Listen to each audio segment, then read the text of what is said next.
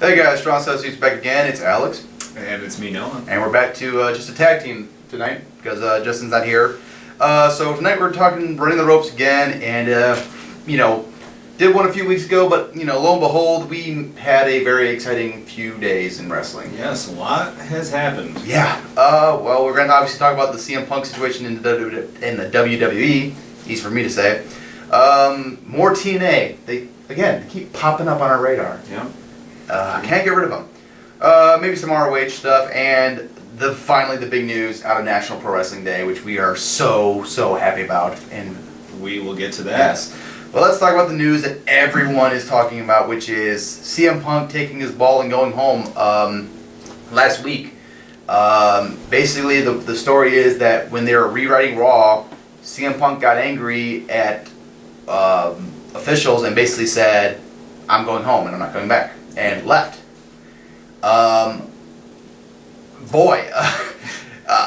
You really don't know what to think of that. I mean, Punk has always been a guy who's been very outspoken about criticizing the WWE in their lack of, I'd say, vision, their lack of looking beyond the here and now and looking to the future. And I think that the Royal Rumble and the subsequent Batista winning the main event and main eventing WrestleMania and Daniel Bryan getting screwed, Punk getting screwed out of the spot, I think that was the final nail in the coffin for him. He just realized that this company isn't going to change, so why am I here?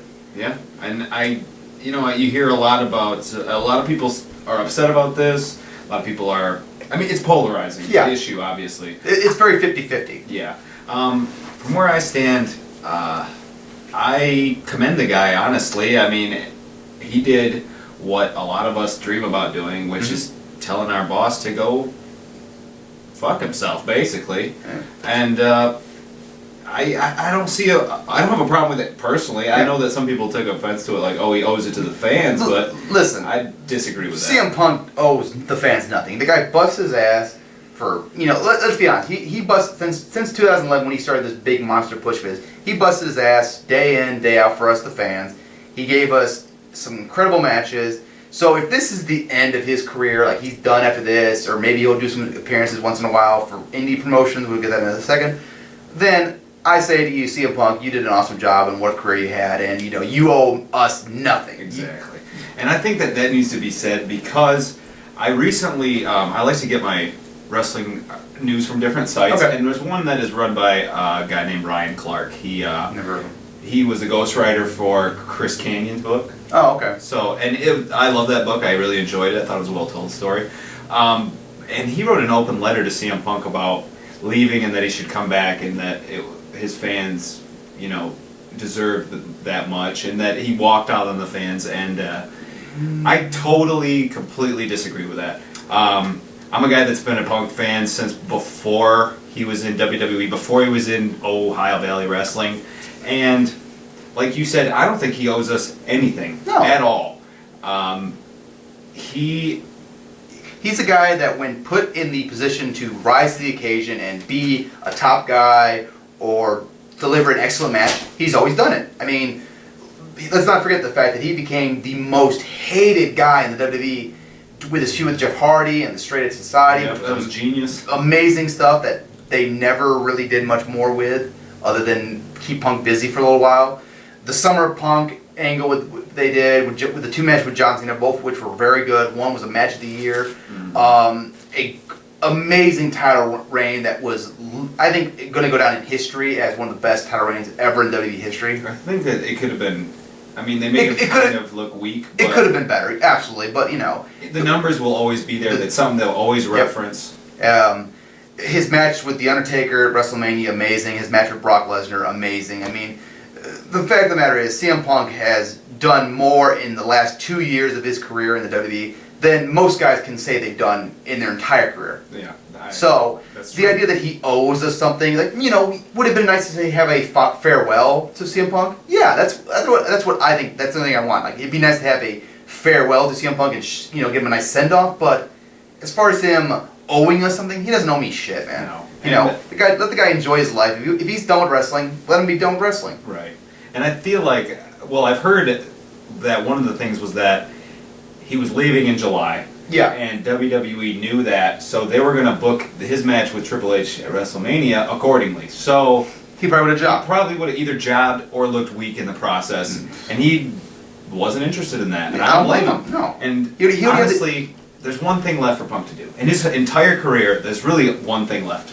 WrestleMania. Main event WrestleMania. Yeah, that's it. And if he's not going to do it this year, well, how can anybody blame him for taking the same route that The Rock did, Batista did? Stone Cold.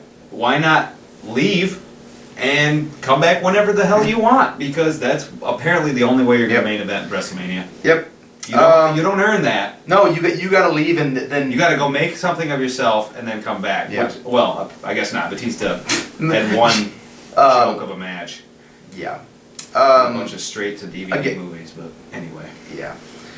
But yeah, as far as like, I think we can confirm like now that this is not a work. Like this is not WWE planning some grand scheme. And if it is, this is brilliant. Because if it is, I will stand and applaud the WWE. But actually, I'd applaud Vince and Punk because Punk is the only guy in the industry that would come up with a work this. Oh way. yeah, absolutely. But if this is a work, then kudos, and we look forward to seeing what they do with it. But I doubt it. My guts tell me that like there's no way in hell that they would let CM Punk, like, unless CM Punk is like drastically injured and like cannot wrestle WrestleMania, there's no way in hell they're gonna bump him off of Mania. Right. Not this close to Mania. No. So time will tell, but I fully expect CM Punk to probably come back to the WWE one day. It's just a matter of when and where.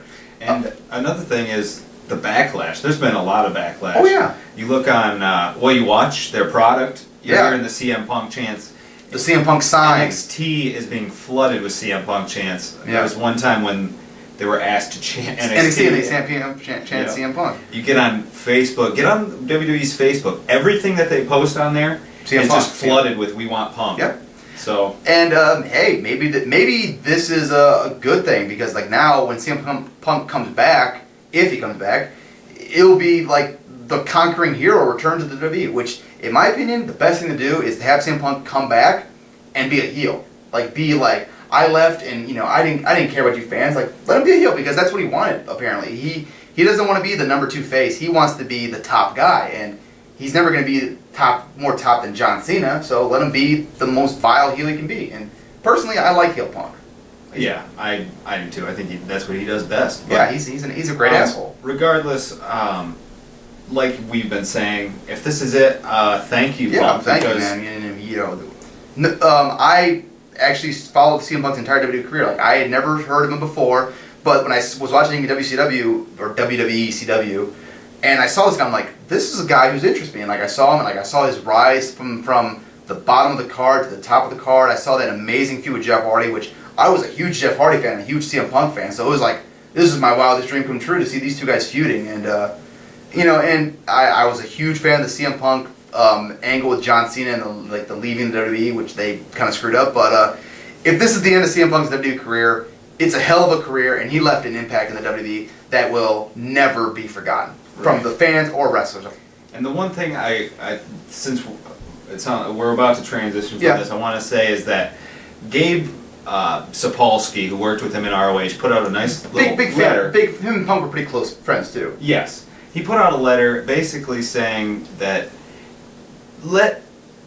Punk will make a decision on his own. Let's just leave him alone. And I agree with that. I think that the media, the fans, just leave him alone. He'll come back when he's ready. Obviously, Punk is probably tired from the road, banged up. He's worked one of the most ungodly schedules of anyone in the history of wrestling, and he did it without as much as a fucking ibuprofen because he take pills. Straight edge, man. So, I forgot about that, man. Yeah, that's true. CM Punk deserves a very long break, and let the guy be. Let him sit at home. Let him enjoy being with his girlfriend AJ, or whatever, or sitting there drinking a Pepsi with his buddies. Mm-hmm. Let him enjoy his time off, and when he's ready to talk about it, he'll talk about it. And, exactly. And also a guy like Punk will be very vocal about it when he wants to be. Exactly. So we'll just sit back and watch him, see what happens, and let him get healthy. I've heard that he was having like some health issues. And too. he's actually I don't know if a lot of people know this, but he was a vegan for a while. Yeah. Vegan, vegetarian, and then now he's back to eating meat because his health issues. Yeah. The same thing happened with Brian. Like it just rejected him. So let the guy just enjoy some privacy and leave him healthy and leave him alone. Be happy, gain some sanity back from the years of traveling. Let him get some sleep. Okay, well, let's talk about this past Monday Night Raw, and let's talk about some things that are happening, which is the Elimination Chamber match is set for this coming pay-per-view, which we were actually pretty excited for, I think. Should be a pretty solid match. We got Randy Orton defending the title against John Cena, Sheamus, Daniel Bryan, Christian, and Antonio Cesaro. There is justice in this world because Antonio Cesaro will be in the main event of a WWE pay-per-view. Amazing. For the WWE title. One of the hardest working men in professional wrestling ever, I'd say. Oh, yeah. I mean, he's a workhorse. He's a great wrestler. And if this is the beginning of a big push for him, all for it. And that's one thing I love about the Chamber, when they give an underdog guy, a guy who deserves to rub, a chance to go in there and shine. Right. Like they did with Kofi a few times. Never amounted to anything, But it's always nice when they do that for a guy. Right, and sometimes you can see a guy and be like, oh yeah, he's going to be in there and he's going to do some really cool spots. He's going to be spotty. God. And I know that usually when they pick the spotty guy, it's a high flyer. You're about to see Cesaro be that spotty guy. I'm confident when I say we are going to see some Swiss deaths that night. Oh yeah, I want to see. I would love to see him like Daniel Bryan do the diving headbutt and sort of just come in, boom, catch him with that. Right, off one of the pods. Yeah. Oh my god. Getting a little crazy. I expect Cesaro to go out there and basically say, "I'm gonna fucking steal the show," and I would not be surprised if he doesn't. But this is gonna be really interesting, and again, there's still a lot of rumors about what WrestleMania could be. It could be Daniel Bryan versus Triple H, which, given this past Monday Night Raw, could very well happen. Or there's talks about doing a triple threat match at WrestleMania, which I could see them doing, but it's really still kind of up in the air, and I'm kind of glad there's still that fog of mystery around. Like, what are they gonna do? My biggest problem though is that this is the first time. Usually, you can miss pretty much all year between June and the Rumble, and it wouldn't matter because that storylines usually are crappy and end. Yeah. But then there's the road to WrestleMania. You hit the Rumble, and everything after that matters. There's stories are building. Yeah. There's none. Yeah, there's not one story I care about at all. Even the Bray Wyatt Cena match that they should be building up to, that's kind of taking a backseat right now to the match that's going to be at the Chamber, which I'm super excited for, the Wyatt family versus the Shield, which is going to be, I don't think our expectations are gonna match the reality of that match, but it's just going to be awesome. I think it's going to be a great match. I'm looking forward to see what Roman Reigns and Luke Harper do to each other. Yep. And Dean Ambrose and Bray Wyatt. Back to the I understand what you're saying. It just seems like, are they waiting until after the Chamber to give themselves maybe less than a month to come? That's what they've been doing a lot. It's just crazy. I think that's not wise at all. No, hopefully I think. Where is Taker? Yeah, can we get Taker back, please? I think this is WWE. I think a lot of it has to do with the fact that the Rumble was just such a huge mistake. Disaster. Yeah, let's call it a disaster. And they're basically kind of deciding we need to do something different. They're kind of doing rewrites basically. So that could play a factor in it. I don't know, but it seems like the last couple years, Elimination Chamber was kind of when you start to figure okay, this guy's gonna face this guy and blah blah blah. So I don't know. We'll see. But and we also are going to get Del Rio versus Batista probably at the Chamber, which, oh boy. I wonder who's going to win that one. The guy that actually is relevant. Somewhat. Right. I feel bad for Del Rio because I like the guy as a worker. He is a good wrestler. He has no character. He is the most boring, generic babyface or heel, whatever they tried to have him be that month. The guy is boring. All of his promos are the same. You disrespect me, you disrespect Alberto Del Rio, you did the dog, it's fucking boring. God, do something original with this guy. Have him be like Ted DiBiase and start making a corporation or whatever, some shit. Do something. But God, this could be good though because Del Rio is influenced by MMA. Batista did MMA, so maybe they'll mix that up in there. So we'll see. But this could be very telling about how Batista will perform at Mania. Yeah, that's really what I'm interested in, is if he can go in the ring. Yeah, and again, Del Rio's a pretty good worker, so this could... No excuses here. No excuses, yeah. Del Rio can't work with Del Rio. You probably can't work with Orton. Del Rio's gotten some good matches out of people. And I think that's it for right now for confirmed for Elimination Chamber. I think there's only the 2 matches. I believe you're right. Yeah. All right, well, let's talk about Raw that this past, just last night actually, or, well, when we were taping this last night. Let's talk about the fact that, like, the New Age Outlaws are still the tag team champions and are driving me fucking crazy. These guys, okay, let's talk, the Rhodes family, Cody Rhodes, Goldust. Goldust coming back and having one of the best spans of his career I've ever seen. Oh, yeah. Cody Rhodes looking like a main eventer in the making. Looking better every week. Every week. This guy's proven to be growing every week and getting better and better. And, like, this guy's on the cusp of becoming a guaranteed main eventer. Yeah. Right there. And then come the New Age Outlaws, and they proceed to have 3 matches with the Rhodes family, one of which was in a steel cage, that are boring as shit. I was pleading with my television, just end this match, please. Yeah. For the life of me. The only good part of this match was Cody Rhodes doing a moonsault the top rope, off the top of the cage, which is awesome, and Road Dogg barely catching him. I wouldn't call that a catch. Okay. He shielded himself from it. Cody Rhodes cut him with a moonsault clothesline, basically. Yeah, it was... Yeah. Which, to be fair, though, they shouldn't have done that with Road Dogg standing up. Road Dogg should have been laying down and taking that spot. Because, you know, you catch a guy like that, you're gonna get yourself fucked over. But another thing about this match is, why was it so long? Don't kid my God, we know the first. I think I touched on this in another video. Is that the first match that the Outlaws had when they came back? All that the commentary did was make fun of how blown up they were, and it's clear every match we can see it. If the commentary can see it, we can see it. Yeah. They can't fucking wrestle anymore. They're too old. There's nothing left in the tank. Yeah. Nothing. Just because Goldust can come back and be over doesn't mean that every guy from the Attitude Era can come back and be as good as Goldust. Right, and Goldust clearly worked his ass off to be shit. Whereas Billy Gunn looks like Billy Gunn is in pretty good condition for a 50-year-old, not for a wrestler. Right. That's exactly. So, but yeah, get the belts off the New Age Outlaws very, very fast and get them the fuck off my television, please. No kidding, God. We had a debut on Monday Night Raw, which was Emma from NXT finally making her in-ring debut. And dear God, WWE, do you guys not know how to make a fucking debut matter? Fucking kill me. Okay, first of all, they come out and they're going to do a dance contest between Santino and Fandango, which, oh boy, be still my beating chest. And instead, Santino decides that, somebody should face a girl from the audience. And he picks Emma, and they dance. And listen, Emma's gimmick in NXT is that she does that fucking dance when she comes out or whatever. And, like, it's part of like her, it's like her taunt, okay? Which, okay, that's fine. But she still fucking wrestles. She doesn't just dance, okay? She wrestles. This is a girl that was trained by Lance Storm. She can fucking wrestle, okay? Let her wrestle. That's all I want. Just let the girl wrestle, okay?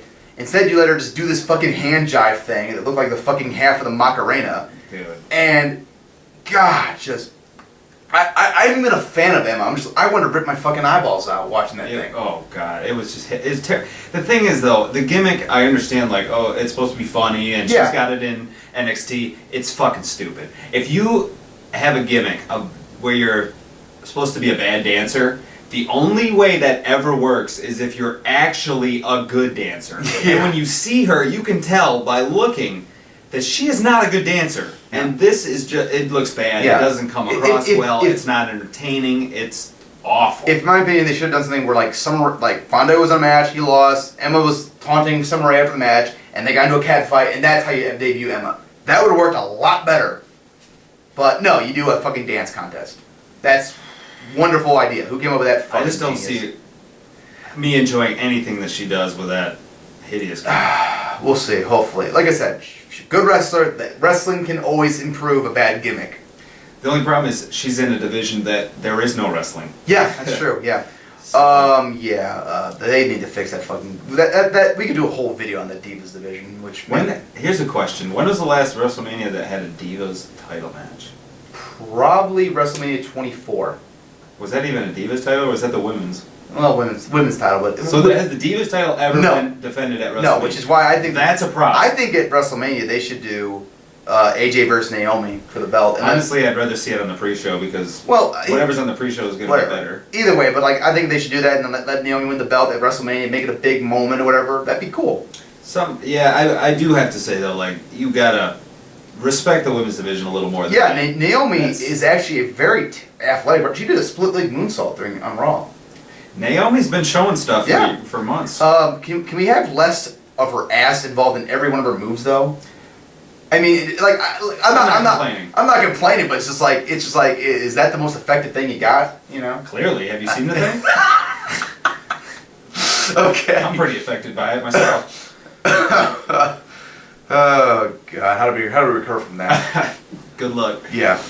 Okay. Well, how about we talk about the fact that Daniel Bryan once again had the best match on Raw when he faced Randy Orton. You didn't watch this match, but I did. No, I didn't. Do you want me to spoil it for you? Go for it. I went to bed. Daniel Bryan went over clean on Randy Orton on national television. Right. That's awesome. It was a very good match. They worked it very nicely. They got like 25 minutes, and it was a good match. It was probably the best match they had together. And Kane came out, tried to interfere. Daniel Bryan took him out with a dive, and then threw Orton in the ring. Randy Orton goes to the RKO. Daniel Bryan pushes off him. Big knee to the face, and that was it. 1, 2, 3. Daniel Bryan wins clean. And that is pretty awesome. I was fucking happy. It was a good match. I gave it 4 stars. It was really, really fun. So I'll have to check it out. Yeah. I've gotten to the point where I can't get excited for Daniel Bryan versus Randy Orton. I've seen it too many times. I hope that this is like the last time they have a singles match together. I really do.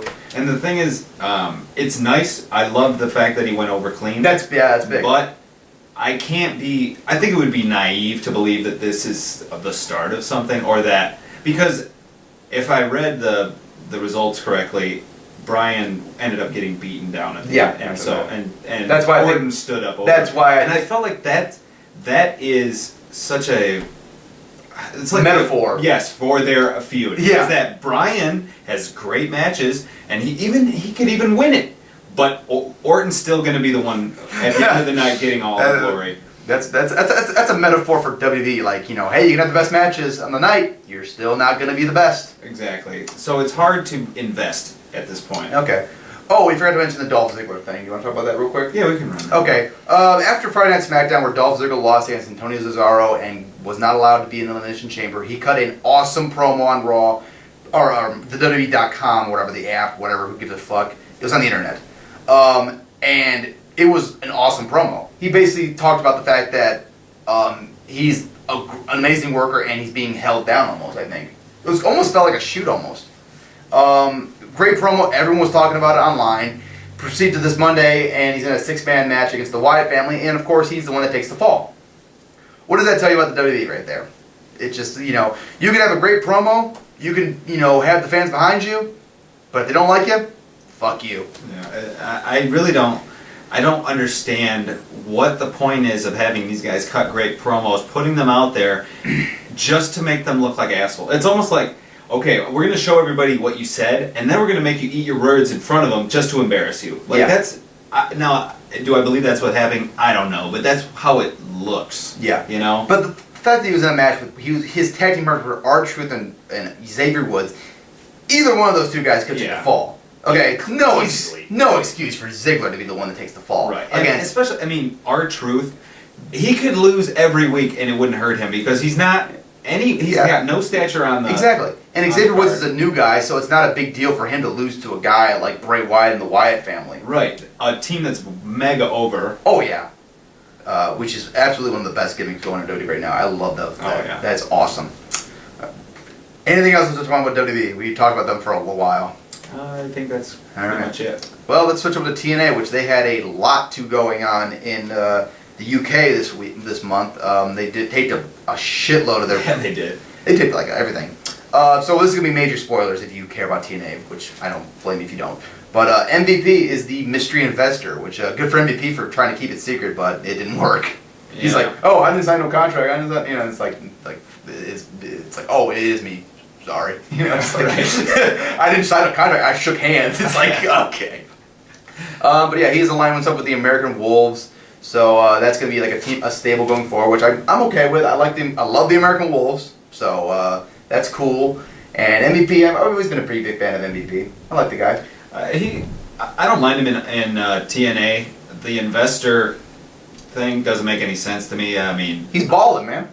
Yeah, right. It's all that New Japan cash he got. Right, exactly, for his 2 appearances. But, you know, it just seems forced, but that's TNA for you, so whatever. At least there's talent there, you know. But like this is going to be leading up to Lockdown, which actually is looking more and more like an actual show I might want to watch.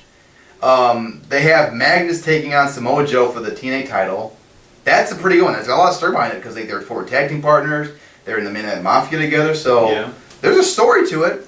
As long as it doesn't turn out to, you know, like his last like every other fucking match he's had. Yeah, that'd be nice. That's what I'm worried about. We have the Lethal Lockdown, which this is major spoilers, but we have MVP, the American Wolves, and Jeff Hardy taking on Team Dixie, which is going to be Bobby Roode, the Bromans, which I really wish they had put Bad Influence in there instead, but oh well, and Austin Aries, who once again turns heel, because turning heel and face doesn't matter in TNA. No.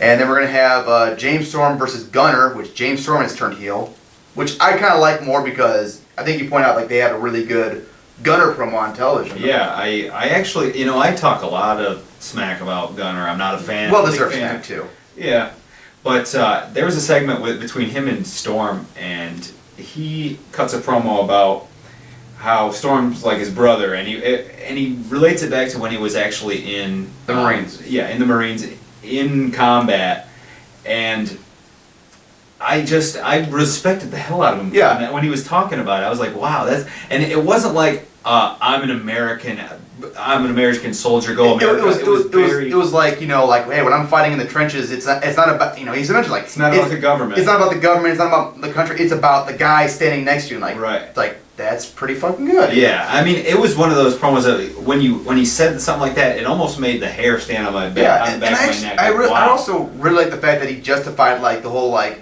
taking the briefcase from him. He's like, hey, listen, man, you know, like, hey, I'm trying to provide for my family. Just like you would. It's like, like that's good. It's like he's not gonna be a suit. It's like, hey, it's like, hey, this is a competition, man. I'm trying to do the best. It's like that was really good, actually. I thought. Yeah, and I even said to you that like the promo itself, it might not have blown anybody's doors off. Yeah. But if you can cut a promo that can make fans, especially fans that are not your fan, respect you. That's an effective promo. I agree. And I thought that he did a hell of a job on that. So we'll see. We'll see what they can do. And then we also have Kurt Angle versus Ethan Carter III. There's another match we got going on. That's a waste of Angle, but I've heard. I mean, some people like this EC3 guy. I think he has potential, but like, you know, they need to let him actually wrestle some matches, which hopefully Kurt Angle will get a good match out of him.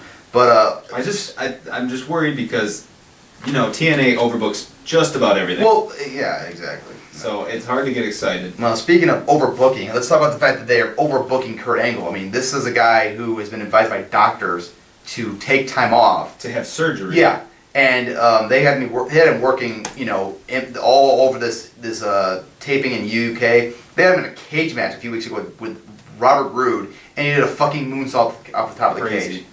Kurt Angle has a death wish. He is a guy who is like bound and determined to wrestle until his fucking body just breaks down. And for God's sakes, Kurt, you need to take care of yourself, man. I mean, but also TNA. Yeah, you need to start caring about your wrestlers. Like this is the difference between TNA and WWE. WWE, Daniel Bryan on television possibly hurt his shoulder. They immediately stopped the match. And like that's it, you know, you're done. You know, just for a possibility of an injury. Kurt Angle is being advised by doctors to take time off and do surgery, and he's saying, no, I'm going to keep wrestling for you guys, and TNA's letting him. That's irresponsible. It's severely irresponsible. That is, but let's remember that this is the same TNA that picked up Kurt Angle after he was let go from WWE because WWE thought he was unfit to perform because they basically sent him home. Said, you need to go home, you need to get your shit together, you need to get healthy. Yeah. And what does he do? He shows up in TNA and he's been wrestling there ever since. I don't think that they care about their wrestlers. They want the ratings and the money. Yeah. Yeah. And well, no, you know, the worst thing about this situation is that Angle was told that they were going to give him time off. Yeah. They did an angle. They taped an angle where he was written off TV. Yeah. And then they come back and make him tape another one. Like, what? Yeah. Get your shit together, No TNA. kidding. Yeah. Some good news though is that from like speaking of TNA, like they booked one of the matches we actually wanted to see, which is for one of their one-night pay-per-views. They did Beer Money versus the American Wolves. Should be awesome. Which I heard was very good. And there's actually a few matches from this TV taping coming up that apparently I heard were pretty damn good. And I've heard that Bad Influence and the Wolves might be in the works for down the line. I want to.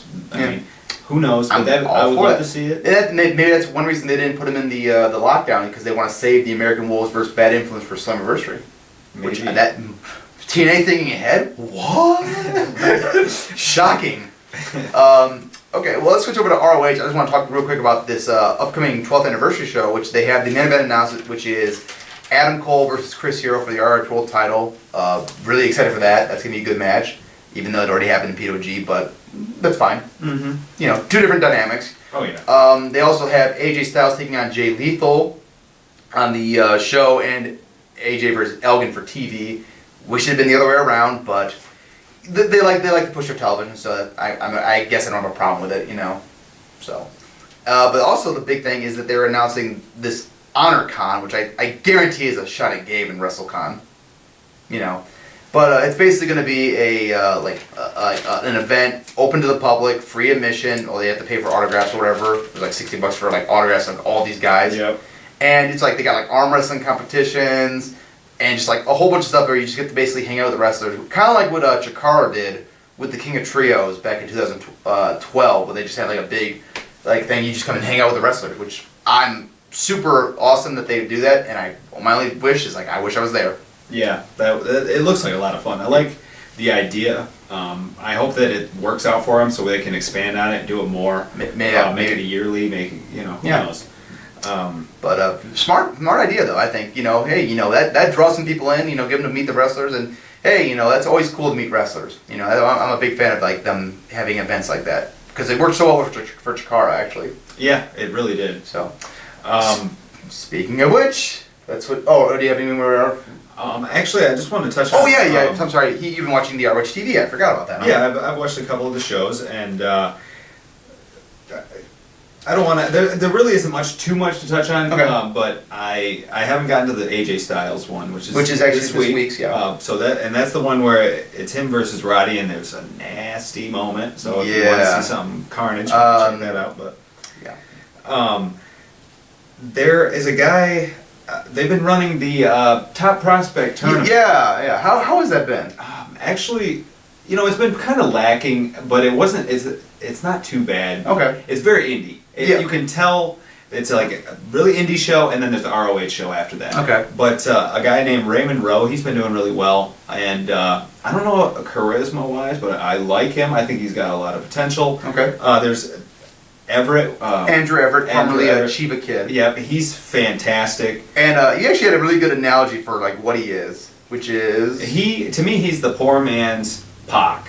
Which isn't necessarily a bad thing to be. Honestly, he's like Pac before Pac got ripped. Yeah. Like if this guy went and really paid attention to his body, got it in... Not that that's super important, but with high flyers, I think it's more important.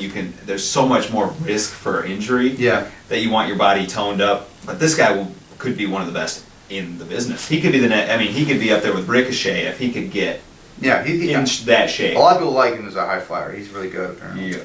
And how's the guy? I know one of the guys that got pretty far in the tournament, which is Hansen. How's that guy?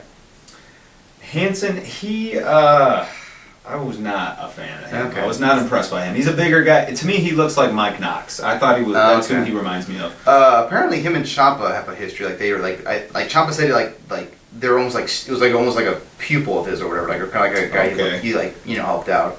Yeah, I can see. Okay. So, how did Cheeseburger do? I know he was in there. Was he? Yeah, he was the. I believe he was the one who faced. Yeah, I got his. He just got his ass kicked. Oh, he was only one match. That was the only match I saw from this year. If the tournament started this year, yeah. I think it did. Yeah. Okay, that's too bad.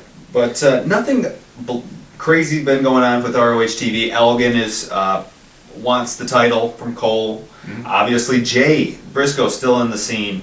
Steen is kind of he's on the edge of the main event scene right now. He's kind of in this with Cliff Compton, which I'm not a fan of. Yeah, Cliff is useless really. I don't like Cliff. But Hero came in and he wants to vie for the title and everything, so it's exciting to watch ROH. There's a lot of top end guys. Maybe they'll do like a 4-way or some big thing at Super Card of Honor this year. Yeah, maybe. How was Ciampa versus Silas Young? I was on television and we were a big fan of their first match they had at Dearborn. That was a very fun match. I felt like it definitely wasn't on par. Okay. It was it felt like a TV match, and I gave it 3 stars myself. Okay. But it was fun. Yeah. And that was halfway through the show, so what can you expect on a TV show?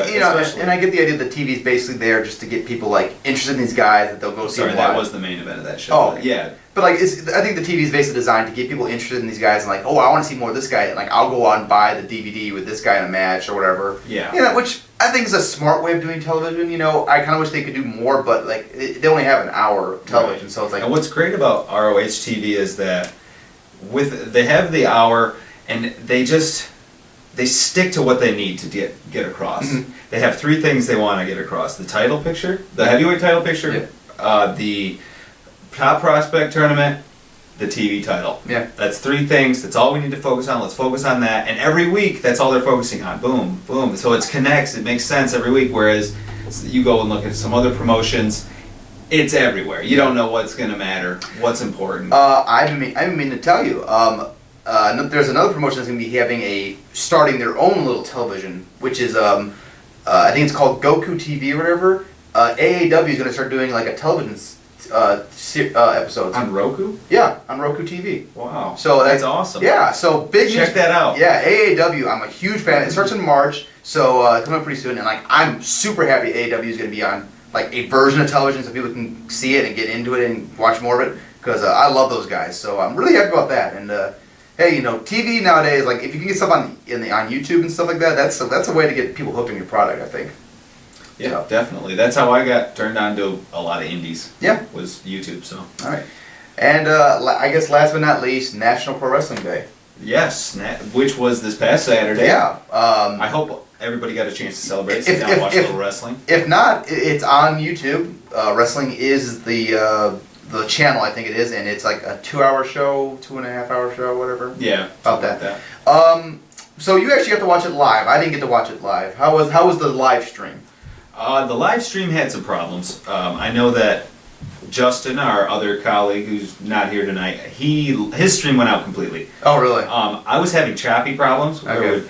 So I paused mine, went and got myself some lunch, and when I came back, I pushed play and didn't have a problem since then. So I know that there was a problem during the Bennett match. In Hollywood, which that was really disappointing because I heard that was a good match. And where we missed the finish. And then the other match, which was the Shinron versus, I'm not sure, I didn't catch the other guy's name. I don't know, he was a pretty decent worker too, and I can't remember his name. It was some weird. We missed the first part of that. It's hard to say how much of it either. Yeah. But that was a really fun match. Yeah, it was fun. But watching it live, the crowd, I guess I expected a different kind of crowd. I didn't really expect a CHIKARA crowd. I thought it was going to be more of like people like, oh, National Pro Wrestling, so it's going to be fans of everything. And it worked out perfectly because it was a CHIKARA crowd. Well, the thing was, like, they ran in Chikara's like their home and everybody on the card is from the Wrestling Is. Yeah, and I think everyone knew going in like this is when Chikara is going to be making its comeback. But the thing is, it worked out better. That way. Yeah. It really did. So let's go down the card step by step. Which the first match was a 2 out of 3 falls match between Colt Cabana and Drew Gulak, which I've become a huge fan of Drew Gulak. Yes, I'm really liking really the guy enjoy a lot. him. And if this is the guy that replaces another guy, which we're not going to spoil who he is, I'm okay with that. Yeah, definitely. These two guys worked pretty well together. It did seem like they had a little bit of sloppiness, at times maybe. I've heard that point from a few people. Okay. But to me, I felt like the sloppiness almost made it look more real. I don't know if it made it. Kind of, yeah. Like they worked it. It didn't look like botchy, or it just looked like where they were chain wrestling and somebody maybe they missed a step, which makes sense. You're wrestling a guy. I thought it looked pretty good. That's okay. Fair enough. Okay. But yeah, it was a pretty quick match though. They didn't really get a lot of time. I felt like My biggest problem was that the falls went boom, boom, yeah. boom. That's usually the problem with Yeah, this kind of matches. it seems like with like 2 or 3 falls nowadays, like it happens like where either the first 2 falls always happen quick and then they have a nice long one, or you get like 1 fall really fast and then a long break between the second fall and then third fall comes for you. Like they don't spread them out good anymore. I don't think. Right. But personally, I thought this was the match of the night. I really enjoyed it. And the thing is, I could watch the 5-on-5. Yeah. But as far as like an actual match, storyline, you know, with the story of a match psychology, it's hard to rate it really highly. But man, it was fun to watch these guys. Oh yeah. To watch guys who are good chain wrestlers. Yeah. You don't see that very often, and it was very fun to watch. Cole Cabana isn't just a comedy wrestler, Jim Cornette. Actually, this is the best I've seen Cabana in years. It wasn't the same old. Yeah. Still have to watch that seven levels of hate thing. Yeah, I'd like to see that too. I got a copy of that going up. Okay, then we had Maria was there, which is always nice to see Maria. Yeah, and National Pro Wrestling Day, they were raising money for malaria relief. Malaria, yeah, and that was really cool, and like that's cool that they're doing a charity and everything, and you know, glad they made a lot of money. They made like over $5,000 or something like that. Yeah, they beat their goal, whatever. Yeah, it was, yeah. So, what do we have next? Next we had the Baltic Siege versus Block Party. I've heard the Baltic Siege, never heard the Block Party. This was fun. I mean, I couldn't really like. They had like it was like a typical CHIKARA comedy trio match, which was fun. You know, I liked the back and forth back rate thing. That was funny. Yeah, that was fun. I think one of those guys is actually Peck too. One of the Baltic Siege guys. I think. Oh, is he? I think it might be Thunder Frog. Oh, okay. I don't know, maybe. But this was fun. It just went way too long, I think. Yeah, that's the problem I had was like there was a segment during that match. It just kept going. Yeah. And I think it was Brown Oak was in the ring. Yeah. It just would not end. I was really bummed because it felt like a CHIKARA 3-way. Yeah. You know, almost a trios, but too long. Yeah. Way too long. But the finish was fun. They got a really good finish. Like everyone doing the dives, that was pretty cool. Brown Oak doing the timber. That was awesome. That was so funny. That was awesome, and I loved it at the end of the match when like they're getting beat down by the Block Party, and Thunder Frog brings out that giant hammer. Hammer. Yeah, that was so awesome. Yeah, I would love to see more of those guys in CHIKARA. What do we have? If CHIKARA, you know. If yes, I get that like I get that about 2.5, 2 3/4. I'm gonna go with 2 1/4. It was too long. Okay. What next? Well, we had Mike Bennett and Howick at next. Yes, that was next. Actually, between that, Cabana actually came out and gave an award to the gentleman that runs Smart Mark Video. Huge fan of Smart Mark, yeah. Which we love him. I'm sorry, I forgot the man's name. I don't remember his name. But we love Smart Mark Video, so one of the best. That was cool. I think second only to High Spots. I like High Spots a little more. I love them both, you know. Well, I Smart appreciate Mark is better for indie companies. I'll say. I agree. But like High Spots, you just find some cool shit there. Yeah, definitely. Check out both. Both of them are awesome. Support both. But yeah, next we had the Hollow Wicked Mike Bennett match, and I think everybody had problems with this. I don't know if you can even get on YouTube now, and it might still have. I heard that there might be a version up later on, like they're gonna fix it. Okay, but, which is disappointing. It looked like this might have been the best match. And I like that they played up the King of Trios 2012 match with this one. Like how here's one question. There's a spot on the apron. Did you get to that point where there was a spot on the apron where the two of and Bennett was about to do a super kick? Did you see that? Yeah. Okay, that's where my cut out. Yeah, right. Did he hit it? What happened? I think he did hit it, and like I don't know, I can't remember exactly, but like it was like you hear like the and like then cut, and it's like so like you hear the impact, but you don't hear like okay, because he was doing the wind up. I was like and then I think he did hit it. I think. Anyway, that was the match I wanted to see the most, honestly. Then we get probably the funniest match of the night. Yes, the next match was. Kingston and Dasher Hatfield. Eddie Kingston versus Dasher Hatfield, that's right. Yeah. So Eddie comes out and it was actually getting cheered, and then he just proceeds to be Eddie Kingston, which is an asshole.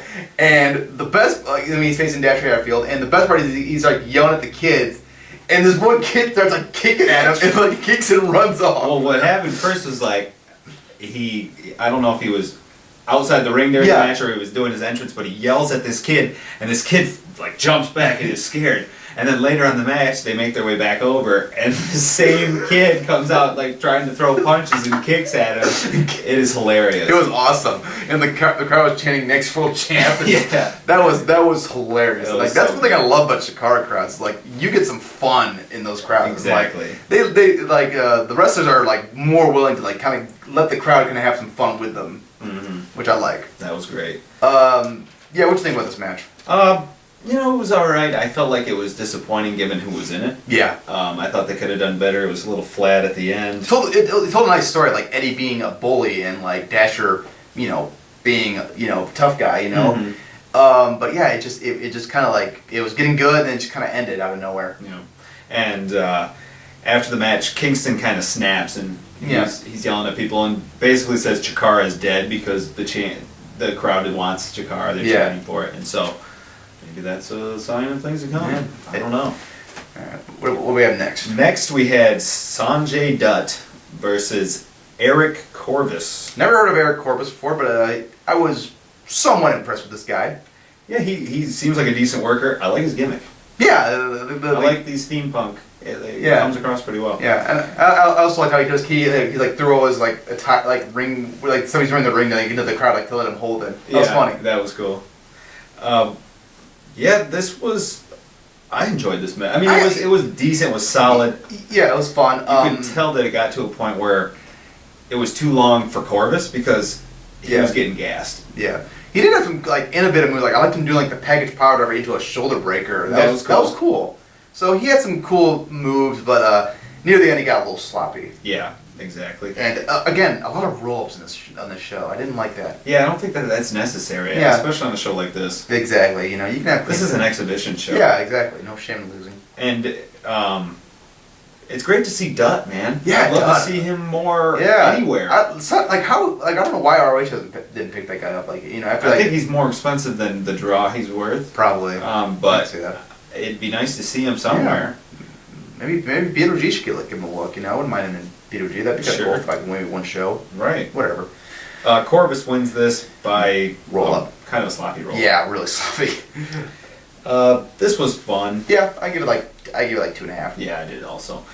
Next, the feed cuts right directly to a match already in progress between Shinron and the guy we talked about. Yeah, we don't know his Francisco or something. I don't know. I can't remember the guys. I apologize to the guy. But I enjoyed the hell out of what was this. Dude, what was left of this match. Dragon Shinron is awesome. I really like that guy. A high flyer. Yeah, he's got some innovative offense, man. And his finish, I've never seen anything like that. What was his finish again? God, the 630 from the middle rope. Yeah, oh my god. Holy shit. That's impressive, man. I thought the 450 from the middle rope was crazy. Yeah. 630.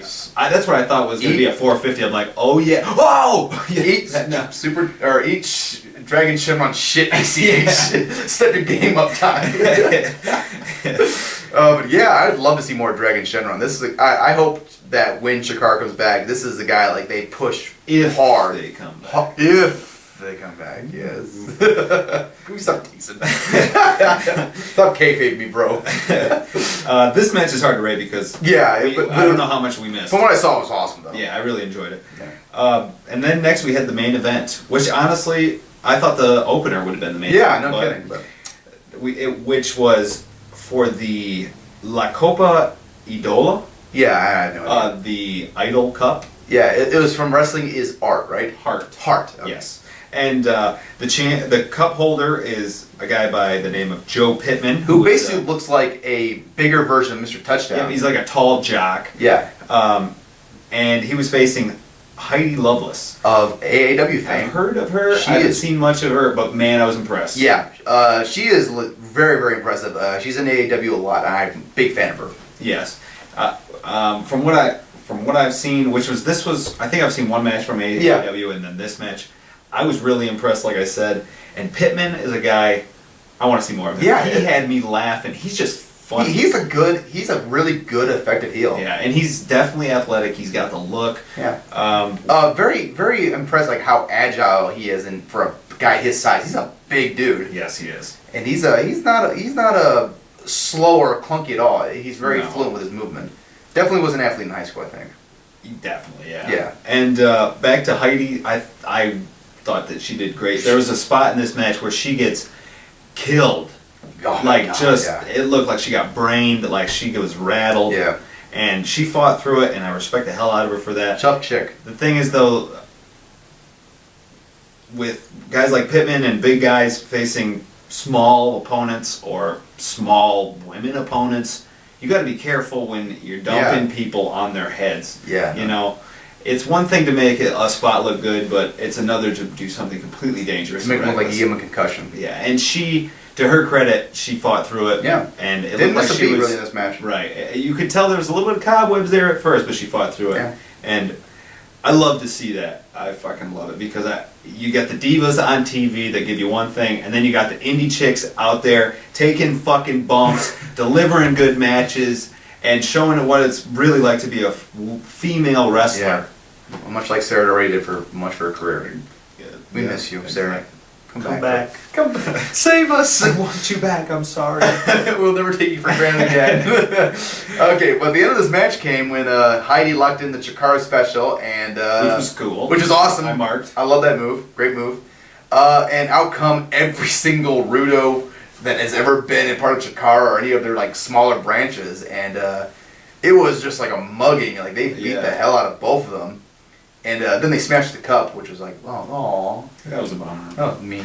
And like, so there was all the Rudos, Yeah. and they had like a bunch of other guys that had like they were Dr. Cube's minions. Like Dr. Cube was the guy with the big helmet on, and so they were all had masks, kind of like masks, but they were like cloths, yeah, basically. like Ku Klux Klan masks without the point, and without the racism. and they were blue. Yeah. But we had Dr. Cube, we had Aries and Tertius from the BDK, which I'm big fans of seeing those guys back. I love Tertius and I love Aries. Yeah, I was surprised. We saw the Economy Extreme Force, the Kakito, including 17 and Combat Hand back, which is awesome. I love those guys. Devastation Corporation. Devastation Corporation, yep. Some team called the Wrecking Crew, which I don't know. There was a lot of guys from like other smaller, like the Wrestling Is promotions that I don't know about. But the one who was leading the party was Jimmy Jacobs. Oh man. I don't know what the story is behind like why Jimmy is leading it, but you actually had a really good theory on why it may be Jimmy that leads it. To me, and it would play off of all of his other roles. He's played in independent wrestling, and to me, he's a guy that he's addicted to chaos. Yeah. If he sees order and justice and happiness, he's got to flip it on its head. Yeah. There's just something wrong with that. It doesn't work for him. It's happened in ROH. It's happened now in CHIKARA. Yeah, it's happened in ROH a couple times. He was a heel in DGUSA. Yep. AAW. Well, I don't know if he ever was a heel. He's not a heel right now, but he has. I think maybe he has been a heel. But to me, this feud, the way it started, and when I saw it, and Jimmy standing up on the turnbuckle and staring at the faces, I was thinking to myself, he might be one of the greatest independent heels of all time. Oh, I agree, absolutely. Because he is the face of evil in independent wrestling. I agree. That's a great title for him. The face of evil in independent wrestling. Yeah, and that's how I feel. Put that on a that was t-shirt. awesome. Yeah. But yeah, like okay, so they're in the ring. The heels have taken over, and out come the submission squad and proceed to get their ass kicked very quickly, which is awesome. And then out comes Icarus and the Colony and a few other guys. I think they're from students or whatever. And like they're standing up to him, and Jimmy just laughs off like, "We have an army, and you guys got 8 dudes." And like Icarus just says like, "We got more than that." And the Dr. Cube minion take off their hoods, and it's all CHIKARA guys. It's the Batiri, it's Mr. Touchdown, it's Dasher Hatfield, and it's like it's a freaking brawl. And the crowd was going absolutely crazy. Yes, this was such a great moment. This was like the mayhem and like the brawl and the crowd reaction was almost like when Austin came back and beat the hell out of the Invasion guys from WWE, like and like the crowd just going crazy and just it was chaos. Nuts. It was awesome. Oh, and out come and then the doors open and there's a DeLorean pulls up and out come 3.0. That was the craziest thing. That when I saw the DeLorean, I was like, this is the greatest thing I've ever seen because it played into their going back in time thing. Oh yeah. So Archibald Peck comes out and like a big brawl and just it's awesome. And the Rudos retreat and like Ultimate was there as well. Yeah. And like the faces all stand together, like Archibald Peck hugs Mr. Touchdown, which is like huge because like they were a big rivalry. And just like I really liked how it plays up the idea that like this is Chikara united against these evil guys. Even though we may not like each other, we're gonna fight against this guy. And like it was just one of the coolest things ever to watch. Yes, this was amazing. Amazing. Seek this out. Yes, you don't have to be a Chikara fan to understand just how big of a moment this was just by the crowd reaction. Like you get goosebumps watching this. Mm-hmm. Oh my god. I mean, I don't know if this justifies the death angle, but it certainly makes me excited to see Chikara again. I agree. I was pretty upset about that, but this makes it awesome. This makes it a little bit. And like one thing I love that they did, and you talked about this too, which is they're coming back on May 26th of this year, and I like it because like they're giving it time. They're not just like, oh, we're coming back next month. It's like no, we're coming back. We're coming back eventually. Mm-hmm. It's not like right away. Like they're gonna let it build up more, and like that's gonna be huge. This angle has such. I mean, it's got legs. It can go in so many directions. And the thing is, I felt like this one little angle alone reconciled a lot of the problems I had with Chikara within the last year or so of their existence. Was that there's too many dudes. There's just like there was a lot of guys that had stories for all this time, and then they introduced all these other guys, and it was just too much. Mm-hmm. It was just so much going on. It was hard to keep track. Now it's almost like they have all these wrestling promotions. Yeah. And then they still have Chikara. And it's the good and the bad, and there's a big group of bad and a big group of good, and it's almost like a comic book. It's like the X-Men. It's just makes sense. It's like with the BDK again, like in Chikara, like where it's like this is clearly who the evil guys are. This is clearly who the good guys are. Right. You're on one side or the other, and it's great because it's so expanded, and there's room for everyone in all these other little promotions, and. You might see one of the most intricate storylines you've ever seen. This could be our feud of the year for 2014. Yeah, if they keep going at this rate. Also, let me say right now, like I remember last year, like we kind of laughed at the idea of Icarus being a face in Chikara because he was just so hated for so long, and it's like, man, he is over as a babyface. Like, and it's like. Kudos to Mike Quackenbush, man. The man knows how to make a guy a babyface. Because Icarus is now like the biggest babyface in the company. Yeah, he was the guy they were changing for. They love this dude. So hey, that's pretty awesome. And like, I'm looking forward to see what they do next. Yeah, I agree. There was also a match that took place after this, which was a 5-on-5. It was Los Ice Creams versus the Patiri taking on Fire Ant, Green Ant, the Osirian Portal. Huge fans of those guys, and Icarus, and it was a very, very fun Chikara-esque match. I did not see this match. I thought that angle was the end of the show. You didn't see that? Oh man! God damn it! Oh, it was fun. It was okay. Well, I'll have to check that out. But man, I'm so happy Chikara's back. Yes. It's a breath of fresh air. It's just something. Chikara is so different from everything else in wrestling. And this is what we needed. We talked a lot about our frustrations with mainstream wrestling. And this is going to be so nice to have a little bit of an outlet we can turn to for an alternative. Yep. Chikara's back. That's right. High five. And that will wrap it up for this one of Learning the Ropes. Thank you very much for joining us. And take care. Bye.